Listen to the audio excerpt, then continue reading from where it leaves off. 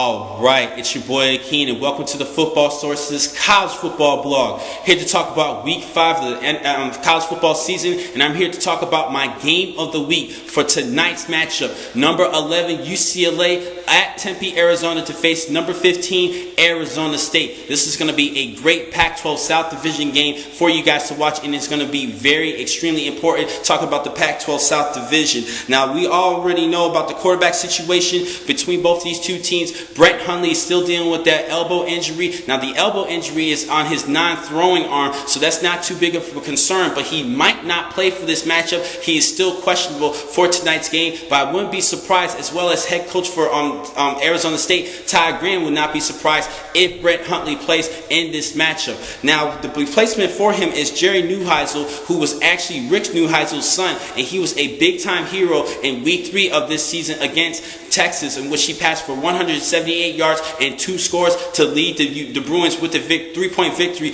over my Longhorns. Now, for Arizona State, they have a big issue at quarterback. They're going to have to play without Taylor Kelly, their star quarterback, because he's dealing with a foot injury. He's going to be out for this game, as well as possibly the next couple of games, which means Mike Barkovici is going to have to replace him at quarterback. Now, head coach Ty Graham is very confident in their quarterback, in Barkovici, because he still has a lot of knowledge in Arizona State's program. He's been with Arizona State for the past 4 years, and I think because of that, that shows that he has confidence in the quarterback. He has enough experience in the offense, running the offense just a little bit for Arizona State. But this is still a major concern for me, particularly because we haven't really seen too much of Barkovici's skills, and I'm very concerned to see how he plays at home against UCLA. Even though they do have the home field advantage, we really don't know what Mike can do at the quarterback position. So that's a major concern. Now, the other big news about these two teams, there are only 7 undefeated teams in the FBS division,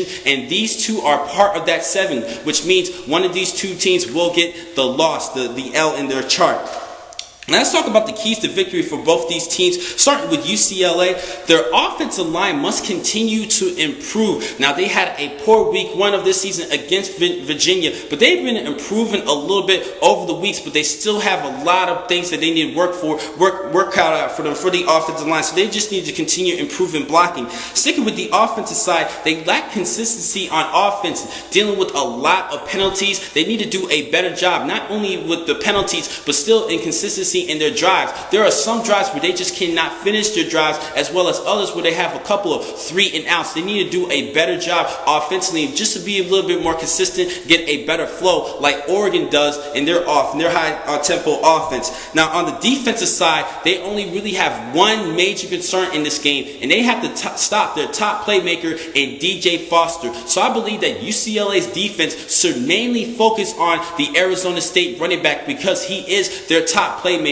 I think they should go with the Redskins' tactics and their game against Philadelphia in this past week in the NFL. Now, Philadelphia running back LaShawn McCoy was held to just 22 yards on 19 carries in that matchup. And the previous year against the Washington Redskins, McCoy rushed for over 180 yards. And the Washington Redskins definitely remembered that, and they went with that tactic, even though they lost against Philadelphia, because they had to put the ball in the hands for Nick Foles to be the star of the game. And Nick Foles did succeed in that matchup, but they did a great job in stopping LaShawn McCoy, because he is their top playmaker on the Eagles offense. And I think that for UCLA, they should mainly stop DJ Foster and put everything on the shoulders of Mike Barkovici and try to make him the hero of this matchup. So that is a couple of keys to victory for UCLA. Now, for Arizona State, I only have 2 things. They mainly need to put the ball in the hands of their top playmakers. I mentioned DJ Foster. He's a great all-purpose player. He reminds me a little bit of Reggie Bush during his USC days.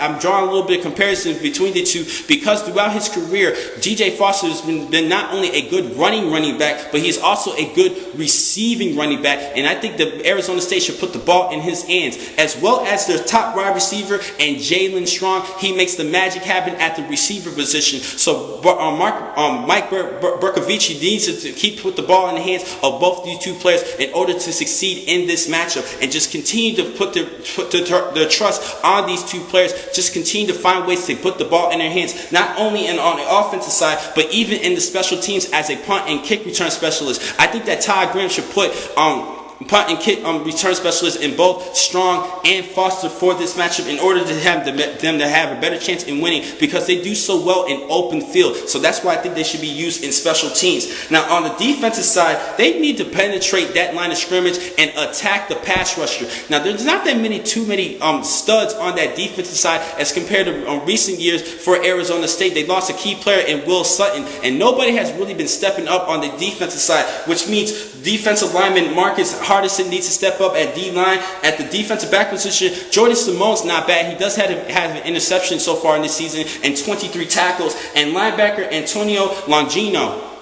They're going to have to be some studs on defense and attack the pass rusher. Put pressure at the quarterback, on their quarterback, and continue to just maul the offensive line. I told you that offensive line is a little bit poor, but they are improving. But I think that Arizona State has a decent matchup against UCLA's offensive line. So those are the two keys for Arizona State. Now my winner for this game, I'm going to have to go with UCLA over Arizona State. I humbly apologize to my colleague Justin Gossi. He is an Arizona State fan. He is a big fan. That's his number one team. But I'm going to have to go against them because of the quarterback position. I'm not really bought onto Barkovici, only because I haven't really seen him play too much. Only 79 yards passing this season. And also, looking at the competition for both these two teams in their victories, they're both 3-0. But as far as the competition-wise, UCLA has been had to overcome more adversity than Arizona State, and they had to deal with tougher competition and wins over Memphis,